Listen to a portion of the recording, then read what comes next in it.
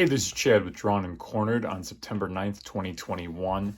Today we have an announcement that Joe Biden will be stepping forward and issuing a suggestion or a declaration or just a strong worded letter to increase mandates and vaccine requirements for businesses, states, school systems, all of this. He just wants more people to say that vaccines must happen.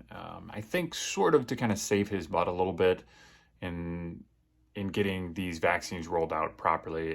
It was obviously not done well enough to hit the mark that he wanted to hit by July 4th.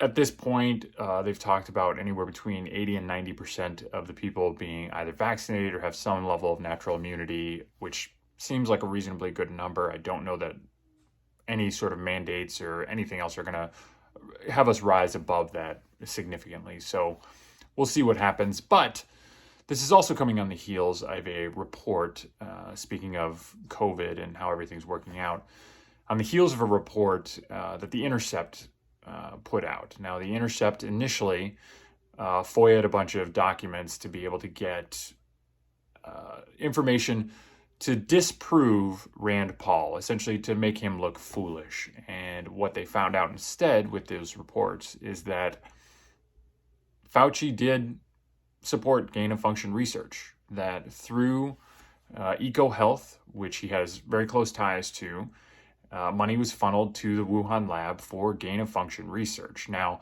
he's adamantly denied this. He has talked specifically in front of Congress under penalty of perjury that gain-of-function research wasn't done. Now, any definition of gain-of-function research fits what was done in the Wuhan lab and supported by American taxpayer dollars. However, Anthony Fauci has changed that definition for himself and for his organization, the NIH,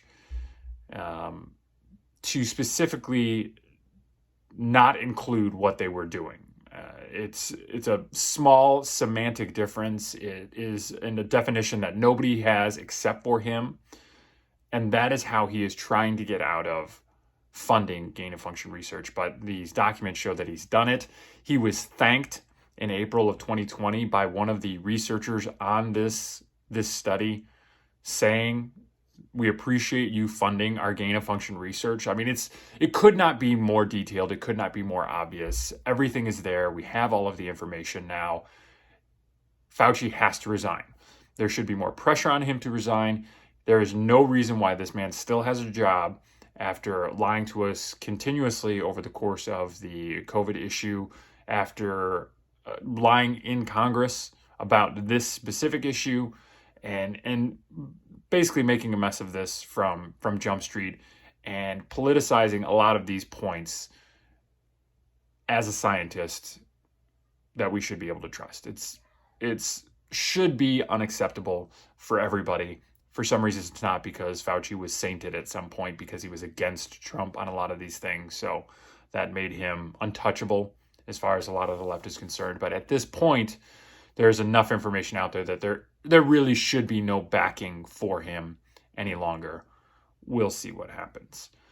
Now, the major issue with this is that you take all of the things that he said, you take all of the issues that have been created and pull that away, and there becomes a vacuum then that needs to be filled somehow.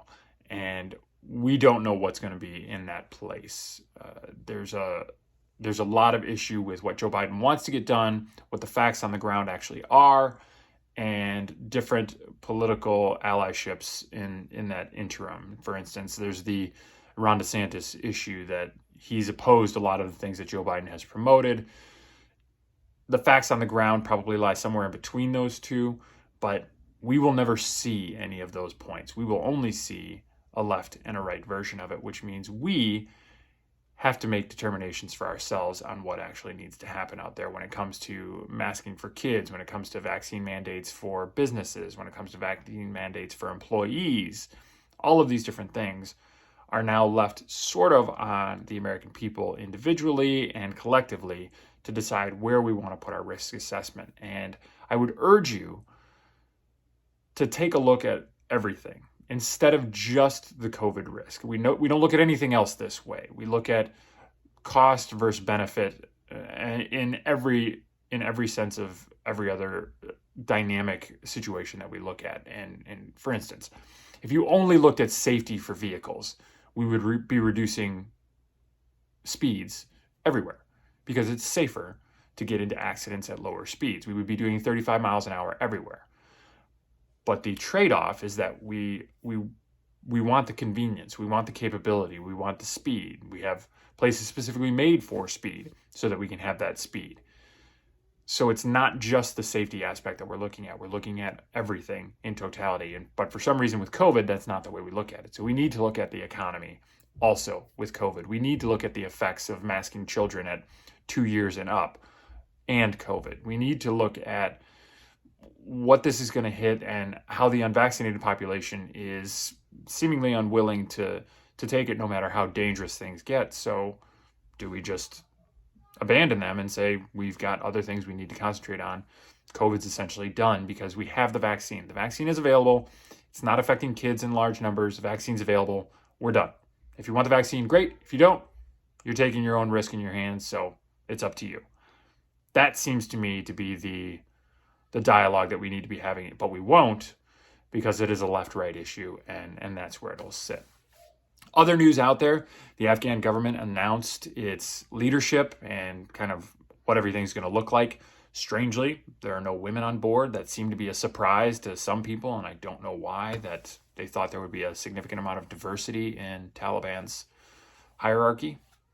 There isn't. They're also talking about running their inauguration or bringing their new government fully to power officially on September 11th.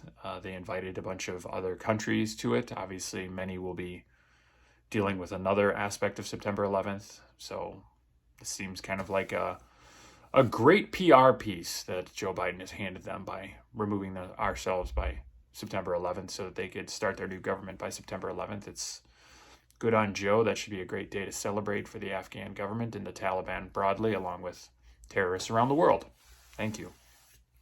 The other news out there that is going to be very important is Joe Biden announced that he would like to expand solar energy from 4% in our country, roughly, to 45% over the next 20, 30 years, give or take. Now, this would mean a doubling of solar power, solar energy every year until 2030, and then a doubling in the subsequent decade. We essentially, every year, there has to be a doubling of solar power to get to this point. It has to be an astronomical amount of growth. It is an unprecedented amount of growth in solar power. And he announced this after having some pretty serious issues over the course of the last month, whether it was Afghanistan, whether it was the border, whether it was COVID, whether it was the economy. All of these things seem to be bad storylines. So let's announce something that is a wildly ambitious, total change in the way our energy is run, our energy sector, our infrastructure. It makes the $3.5 trillion infrastructure bill seem more needed, more intensified, I guess. There is no good reason for it. Solar power is not an efficient way to go.